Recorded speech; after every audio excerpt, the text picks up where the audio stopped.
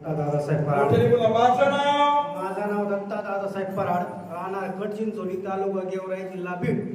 तर माझं अनुभव सांगण्याचं कारण असा की मी वयाच्या 16व्या वर्षापासून दारू पित होतो. त्याला साधारणतः 2 वर्ष झाले.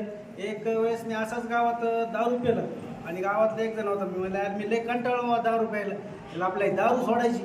तर ते आमच्या गावात तिथं कारखाना आहे, तिथं ऊसाच्या गाड्या चालू होत्या, कारखान्याच्या ऊसाच्या गाड्या चालू होत्या.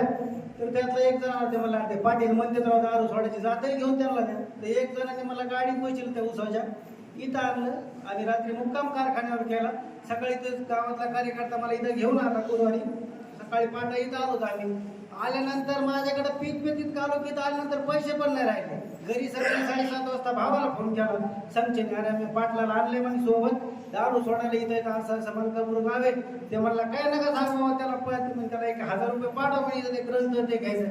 ते म्हणले मी त्याला 1000 रुपये पाठवतो म्हणे, पण आता त्याचं काय आम्ही आता सोडलेली म्हणजे ते काय दारू सोडित नाही, काही नाही. तुम्ही नेले तसं फक्त त्याला घरी घेऊन येतात, पैसे पाठवतो. तर पैसे पाठवायला आम्ही त्यांची ते आहे ते दुकानदार त्यांच्या खात्यावर त्यांनी 1000 रुपये भावाने पाठवले. काय झालं काय नाही, मी इथं आलो, पीत उतरलेली पण नव्हती माझी रात्रीची. महाराजाचा आशीर्वाद घेतला, त्यानंतर गेलो. पण त्यानंतर माझी इच्छा पण नाही झाली दारू पिण्याची. त्यानंतर मी असं मांसाहार करीत होतो की मला नंतर तर गुंडगिरी वृत्ती झाली माझ्यात तयार. मला वार बी कळा ना कोणता, कधी खावा कधी नाही खावा, असं इतका मी हे झालं होतं. पण इथून जे मी गेलो होतो परत माझी इच्छा पण नाही झाली पिण्याची नाही. आणि तो 2 वर्षापासून मी मांसाहार पण करीत नाही, ते पण सोडून दिलं. आणि सांगण्यासारखं काही आहे, पण त्यातला एक अनुभव परत मी सांगतो. आत्ता पाठीमागं माझ्या मुलाचा हे झालं होतं, पॉलिटेक्निकला नंबर लागला धाराशिवला. तर सुरुवातीला त्याचा लागला ते काय म्हणते त्याला, ते सिव्हिल इंजिनिअरिंगसाठी नंबर लागला. तर मी म्हणलो सिव्हिल नको आपल्याला, तो डबल ट्राय कर, आपल्याला इलेक्ट्रिकल वगैरे बघ त्यातलं. तर त्यांनी परत फॉर्म भरला, तर परत लागला वाशिमसाठी. वाशिमला लागला नंबर त्याचा.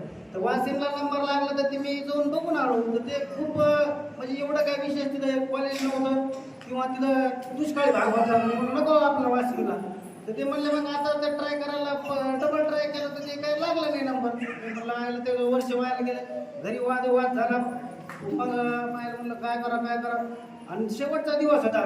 मायला रात्री विचार केला, मायला म्हणलं बाप्पा काहीतरी लावा बाबायचं काहीतरी. आता एक तर घेण्याचं पहिल्याच फुकटमध्ये नंबर धाराशिवला लागला, आपण ते हे नाही केलं. तर म्हणजे दिवस शेवटचा संपला होता, एकच दिवस लास्ट होता. तर आमचा पुतण्या आला सकाळी तोंड डोळ्याला बाहेर आला. तर पुतण्या आला, तर म्हणलं दत्ता भाऊ तुम्ही नगरला गेले नाही का? मी म्हटलं कशासाठी?